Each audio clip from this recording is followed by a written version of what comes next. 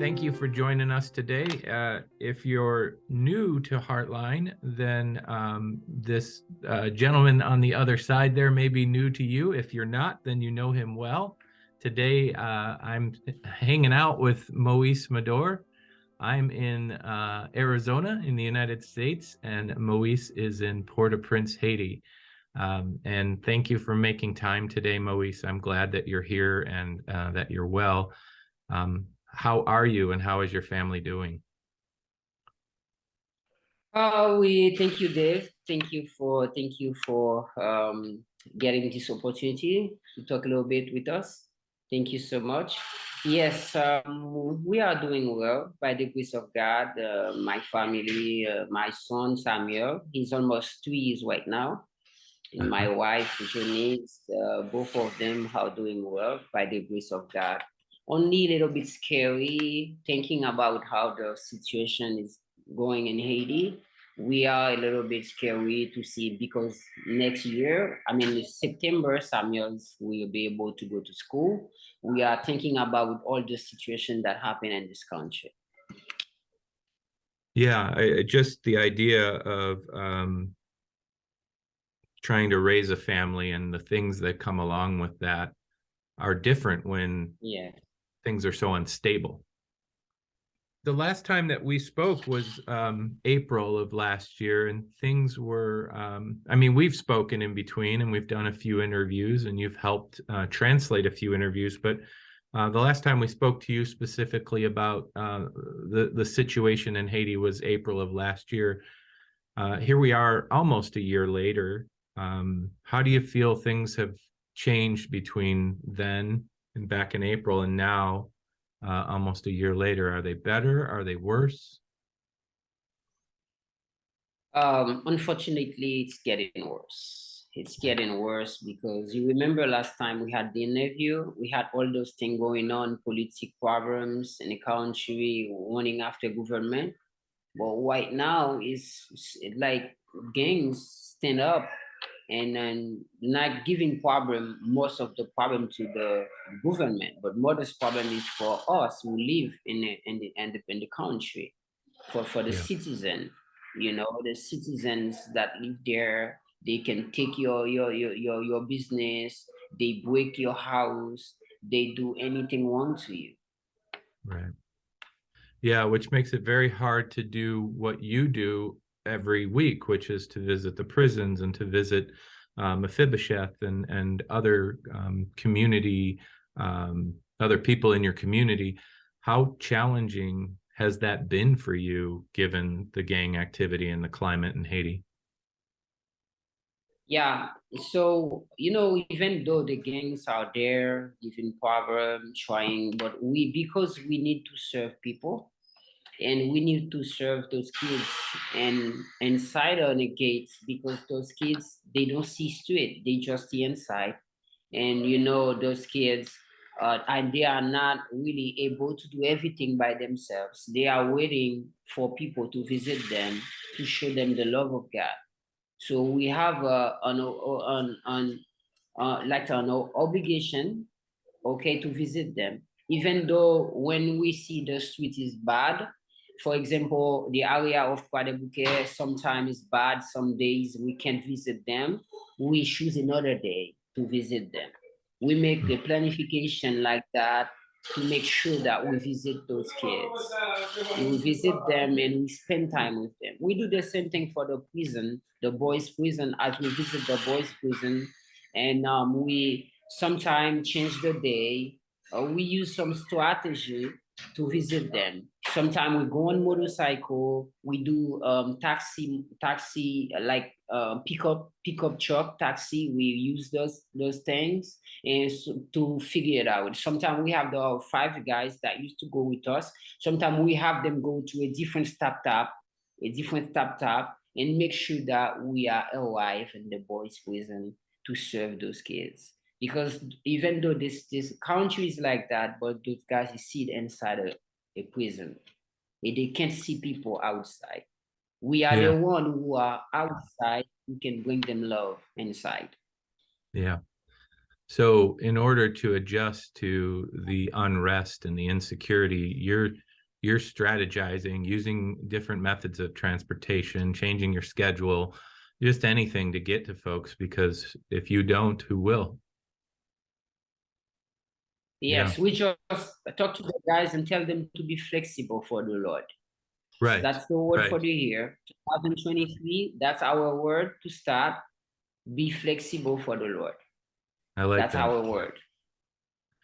That's how it's going to work, I guess. I think that, you know, because the other option is to not do it. And I don't think that's an option for you. No, You're it's going. not an option.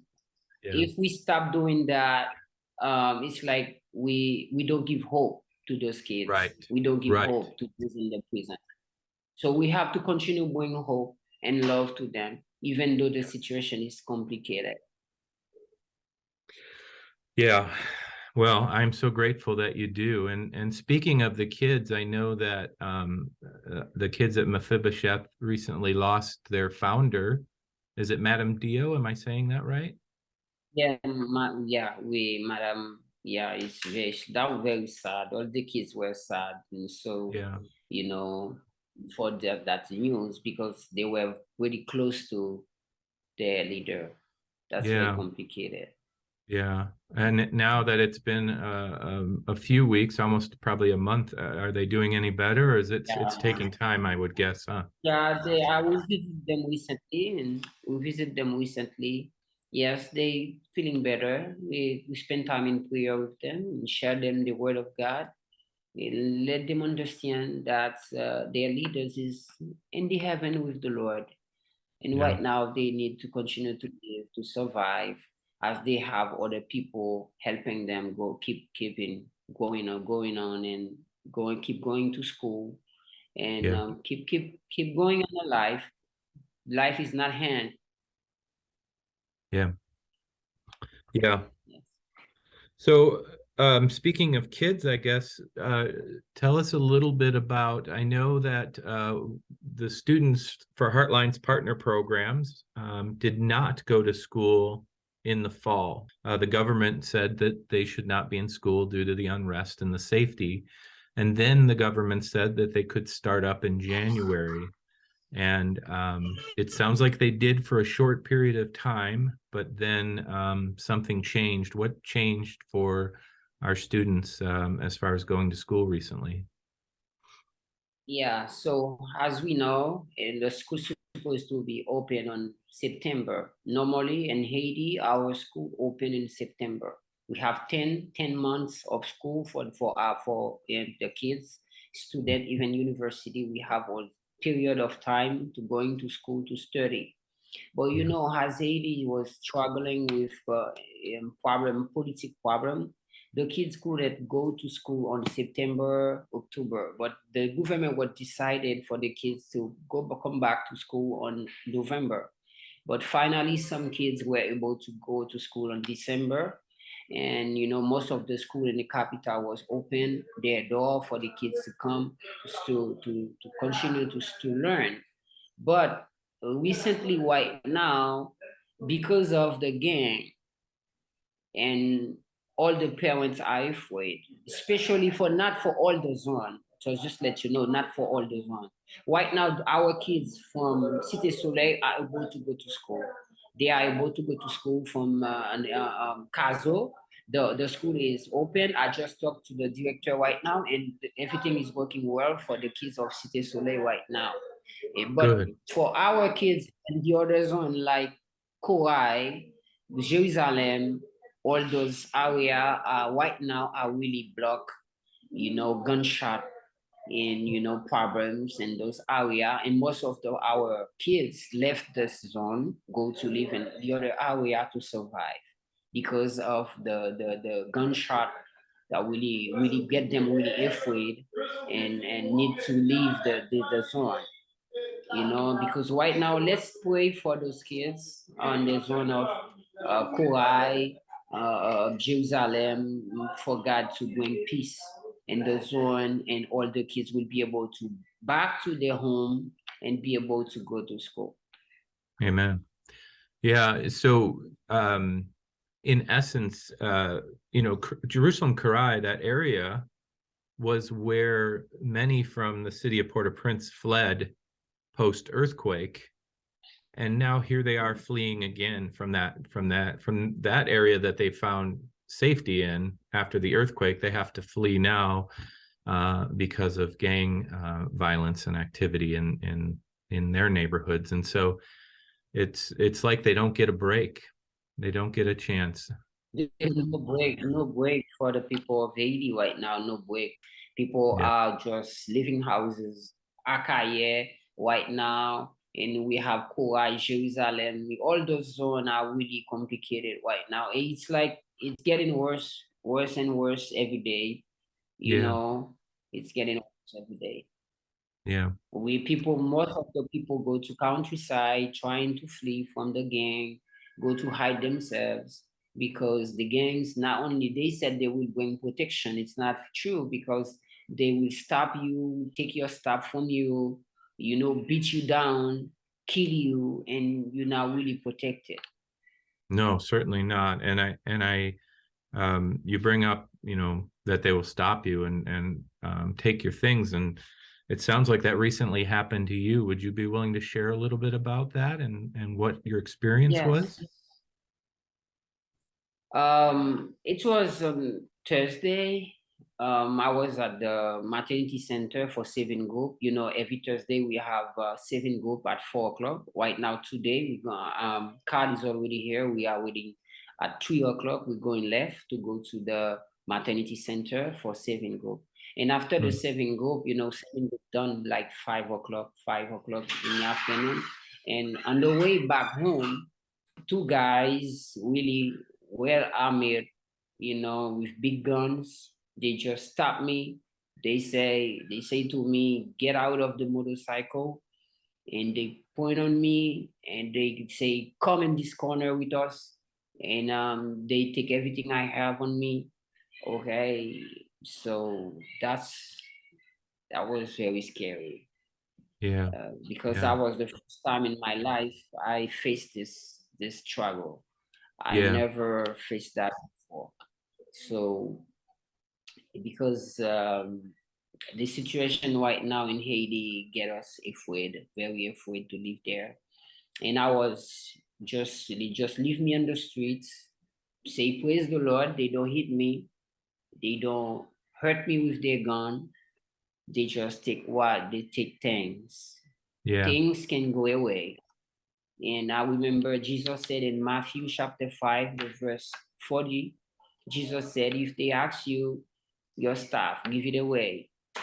And so just give it to them. So, and praise the Lord that I am alive and I was able to back home and to see my family. One thing when I have home, I was crying because they could kidnap me. They could take everything I have.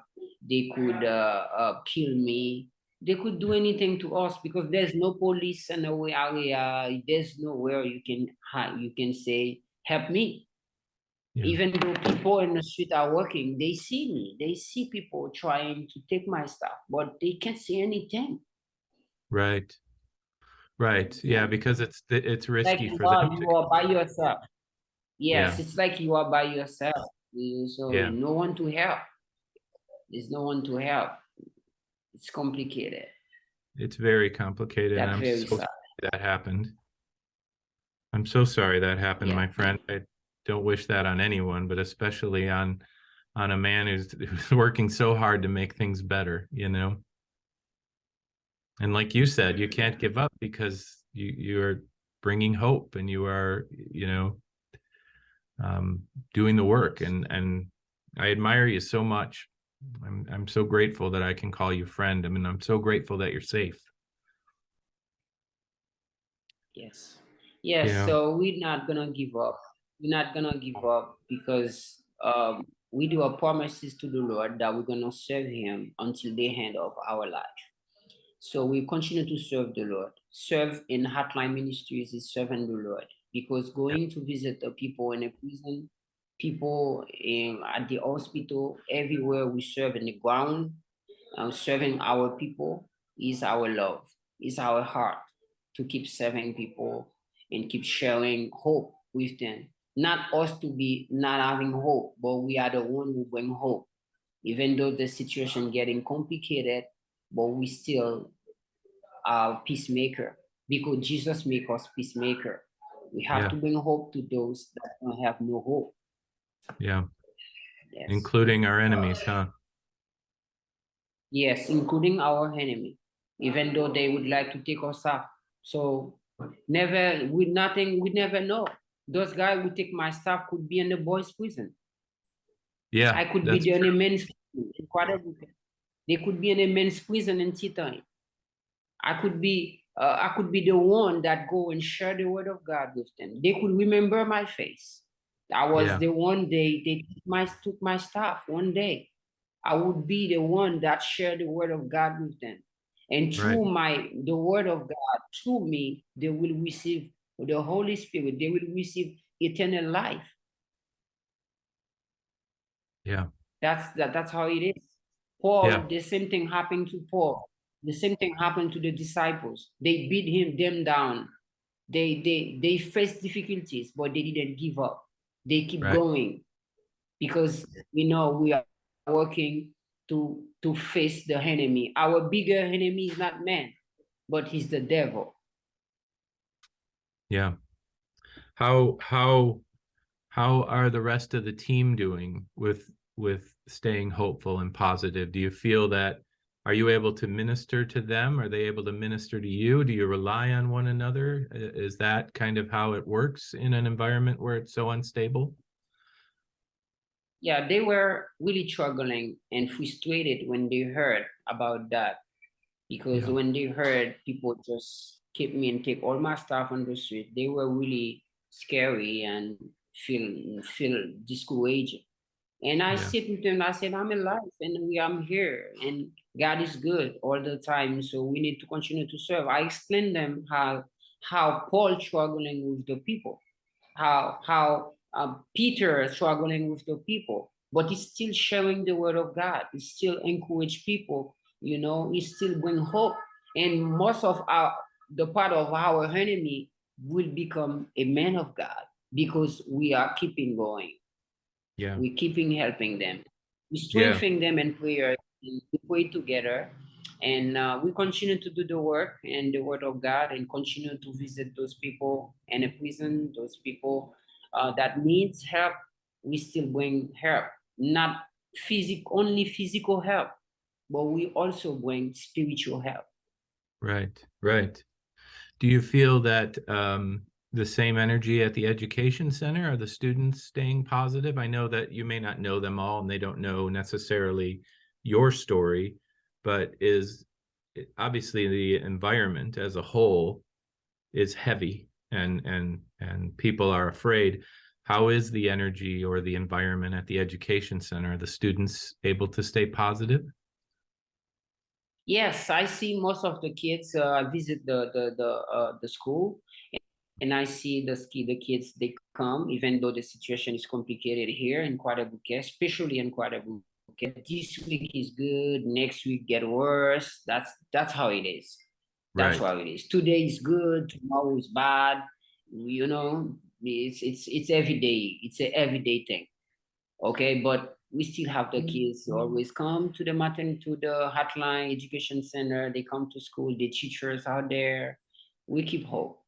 We believe God will bring changes. Yes. And you mentioned the savings group, and so you're going to go to savings group after our call today. That continues, and so that's those things are still happening every day, even during this time. Is that fair to say that things continue to go on, and people are working within the restrictions of what's happening? There's still abundant activity. Yes. So because we used to it, we know how that works. So we need to keep going. We need to continue to do our work. So the same thing for the maternity center, even though the gunshot, everything, but we still have mama. We still have pregnant women that show up. We still have people who needs help. So we need to stay strong and firm and continue to help Right. people. Well, Yes. I want to ask you one last question because I know you have to go to the meeting. What would you say to Heartline donors and Heartline and people who are praying? What would your message be during this time? What do they need to know really about what's happening and how they're able to impact it and able to contribute, not just money. We know that makes a difference and we know that's important, but there's so much more. And I know you recognize that. What would your message be to them? My message to them is be the hand of Jesus. Where they are, be the hand of Jesus. When they share prayers and support people down here in Haiti, they are the hands of Jesus, the feet of Jesus, the mouth of Jesus. They bring hope to people who don't have hope by helping those people, those kids, by helping our community, by doing what they're doing right now. I would say keep going, helping those people in needs, and their rewards will be from the Lord. Let's just let people know it's a period of difficult time, but not gonna be forever. Just period of difficult time. We need strong men, strong women who trust in the Lord and to keep going, to keep helping until the end. And after this period of difficult time, we will say, praise the Lord, will protect us against our enemies. Yeah. Like Paul shares, you keep pressing on towards the goal. Yes. Yeah. Yes. Personal toward our goal. You are an inspiration, Moise, and I am grateful for you. And I pray for your safety and for Janice and Samuel and all of the folks on the ground at Heartline who are making a difference every day. And you are a leader in that and a big part of that. And please know on behalf of all of us how grateful we are for you and thankful for your hope and your faith and your perseverance. All right. Well, I hope that Savings Group, of course, I hope Savings Group goes well. I hope that everyone is able to be there safely and that you get home safely. And I hope to talk to you again soon. Yes, we'll talk soon. Okay. Thank you, my friend. Be careful. You're welcome. Thank you so much.